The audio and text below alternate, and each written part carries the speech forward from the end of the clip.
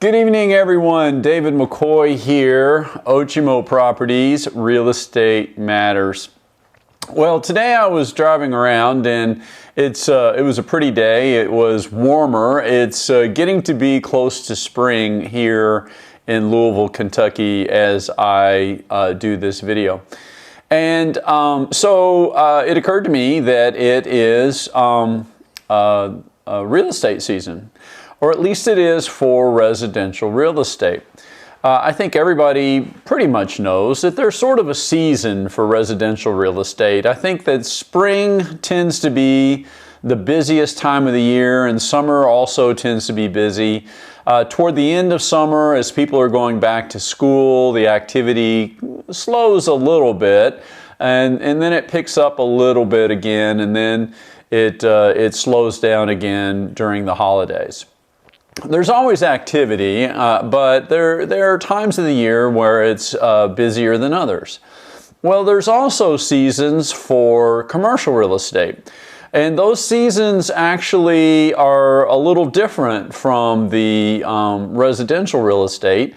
And it sort of depends upon the type of real estate too. The type of commercial real estate, they have different seasons in and of themselves. So one, I guess we'll start with retail. I think everybody pretty well knows that most retail operations do the majority of their sales in the last couple of months of the year. The holiday shopping is a very large part of their annual sales, and it is very important to them. And so because of that, you don't find very many retail operations that want to miss that part of the year. So if they can't get in a new location and be open in time for that sale, those sales at the end of the year, a lot of retail operations just won't do it. They'll wait until the following year. So, you know, kind of working your way back on that, if they need to be open in, say, early November or maybe even mid-October, then they need to have found their place, and any build out they needed to have done, which is usually around 60 days or so. So at least 2 months, say, before that, so you can kind of see that it begins to really drop pretty significantly in September and October. And it goes down. Again, I'm not claiming that there's no retail activity at all during those months, but it goes down significantly.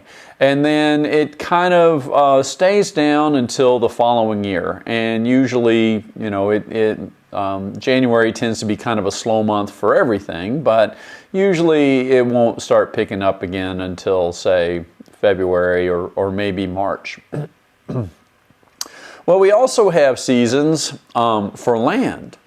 Land is a similar situation to that, in that when people are developing land for really almost anything that they're doing, whether it's for developing a neighborhood, or whether it is developing a new retail center or developing an industrial center, most developers don't want to go ahead and buy their land and then not be able to build during the winter because of the weather, because they have holding costs for the land. I mean, there might be interest, or there might be a number of different things that might come up. And so they would rather wait on their land until it is warm enough when they can start to build.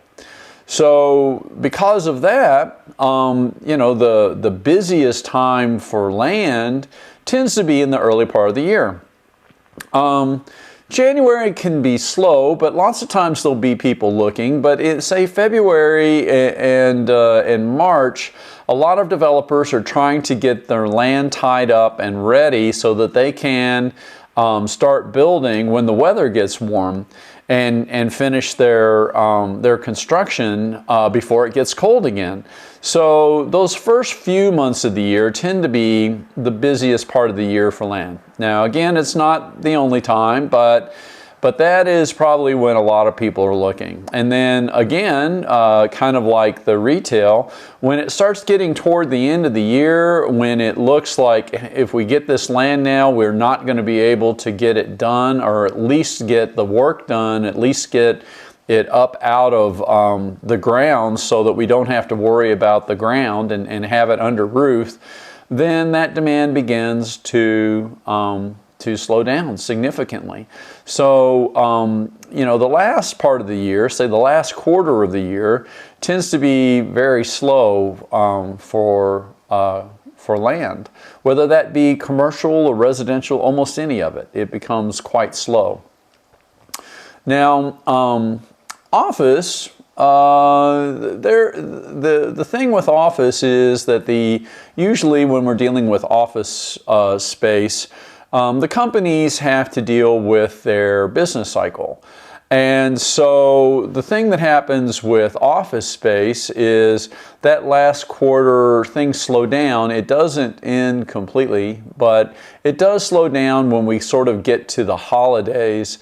Largely because businesses begin to have to work on their year-end chores and trying to get out anything that they need to do before the end of the year. And also we have the holidays, which sort of slows down the business cycle as well. And so you will have people that will look for office during that time of year.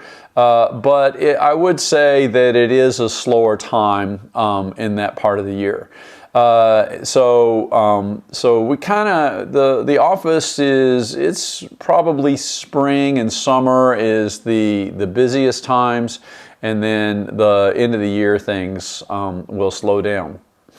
Now, investment properties, people will look for investment properties pretty much year round, but there might be a slight increase in investment properties toward the end of the year, because sometimes there will be people and they need to make sort of their projections, or make their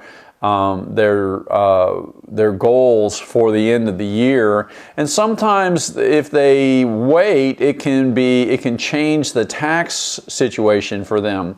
So sometimes in that last month, you may see actually an increase in investment sales.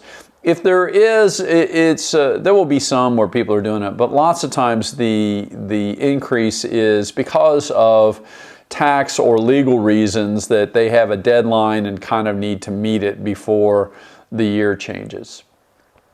And then industrial is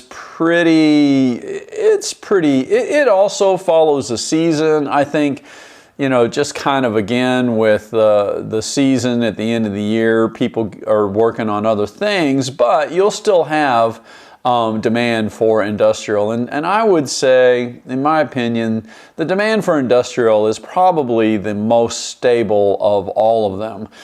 It doesn't have as many of the other factors that come into play, unless of course now if you're building new industrial, well, that really is more like land.